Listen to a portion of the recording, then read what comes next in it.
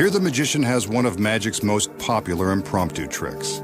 All he needs to baffle his audience this time is a length of rope, which he proves to be strong and unprepared, and some scissors. They'll make their appearance in a minute. He gathers the rope to find the exact center, then makes a loop and holds it in his hand. Time for the scissors. Told you they were part of this trick. Using the scissors, the magician cuts through the center of the rope. Eventually, there's no camera trick involved. That's definitely a cut piece of rope. He twists the cut ends, gives them a wave, and magically the rope is back in one piece. The tricky masked man has done it again. So how did the magician cut the rope in two right before our eyes, and then restore it to one solid piece? The simple answer is, he didn't really cut the rope at all. Here are the secrets. Concealed in the magician's hand at the start of the trick is a small piece of identical rope gathered into a loop. This is the rope that gets cut by the scissors. The magician is careful never to let this piece of rope be seen by the audience.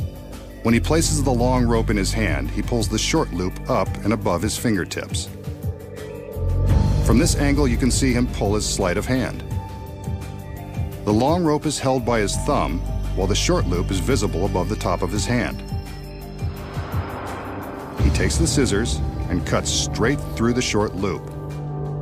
When he separates the pieces, it appears the long rope has been sliced in two. Pretty sneaky if you ask me. All that's left to do is twist the short cut pieces out of the way and tuck them into his fist. He carefully conceals them as he slides the long rope through, and no one bothers to look in his closed fist.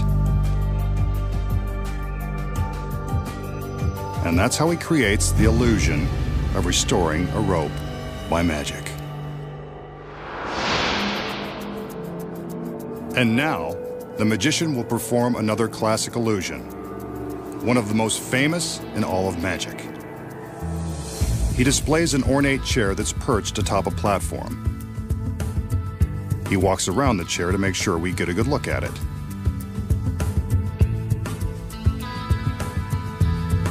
The magician then calls in one of his beautiful assistants so we can get a good look at her. This guy's got it made. Ever the gentleman, he helps her step up onto the platform where she takes her position in the chair, just like a beauty queen on her throne. Two more assistants enter with a large sheet. I think we've seen enough of the magician to know that something magical happens when he gets his girls under the sheets. The assistants raise the sheet for a moment.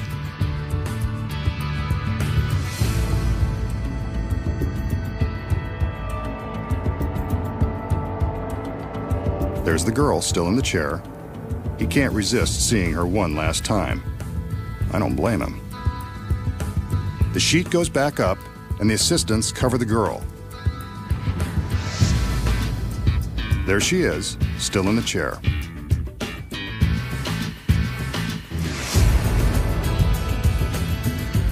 A magical wave, some lightning, and she's gone. Vanished in an instant, leaving behind the lone masked man and his fancy chair. Maybe he should sit down and rethink this trick.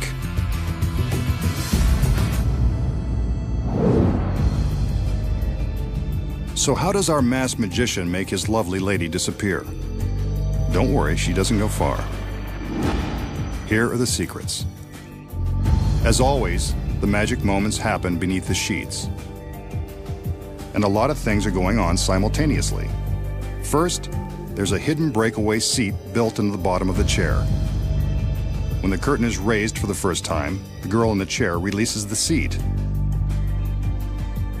allowing her to slide her lovely legs into a trap door hidden in the platform. From above, we see how she releases the seat and steps into the trap. When the assistants lower the sheet, it appears as though the girl is still sitting in the chair. The next time the curtain is raised, it covers the chair completely. But that's not the girl. Notice the black section in the center of the chair? It conceals the next secret. This black headpiece. When flipped in this position, it takes the place of the girl's head. As the assistants lift the sheet, the magician secretly flips up the false head as the girl slips down into the platform and disappears from view. Here it is from above. The head form drops into place and is covered by the sheet. To the audience, it looks like the girl is still seated in the chair. She seems to vanish, but where did she go? The staircase looks too thin for the girl to fit inside, but upon closer inspection, we see the staircase is actually thicker than it first appears. The girl disappears into the platform, and from the back, we can see that it is actually hollow, allowing plenty of room for the girl to hide. With her legs in one side, the girl is able to arch her back and squeeze into the other half.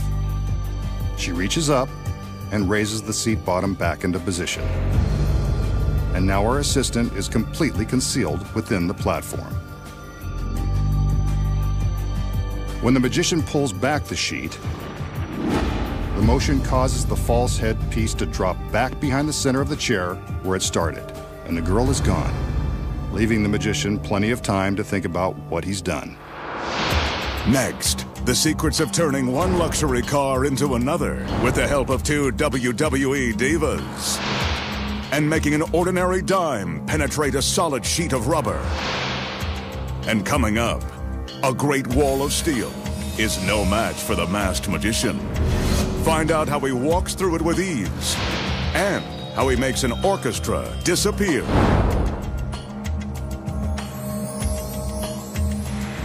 When magic's biggest secrets finally revealed returns.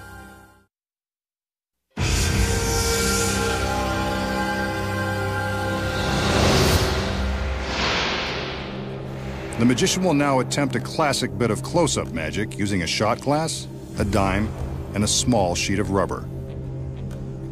The dime is balanced on top of the rubber sheet, and the magician is stretching the ends of it over the shot glass. He points to the dime, which in masked magician terms means, watch this. A magical wave,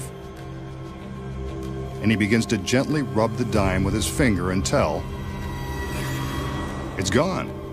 But where? He lifts the piece of rubber, and there it is, in the bottom of the shot glass.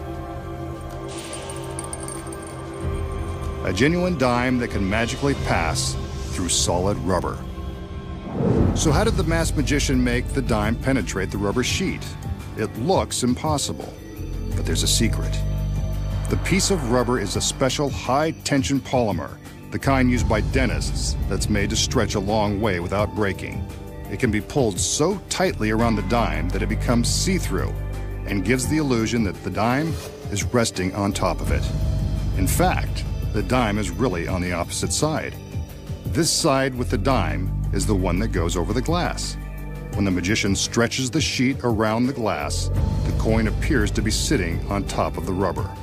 Actually, it's merely stuck to the bottom side. He taps the coin with his finger, and you can see that the tapping releases it from the rubber sheet and sends it into the glass. A simple trick when you know the secret.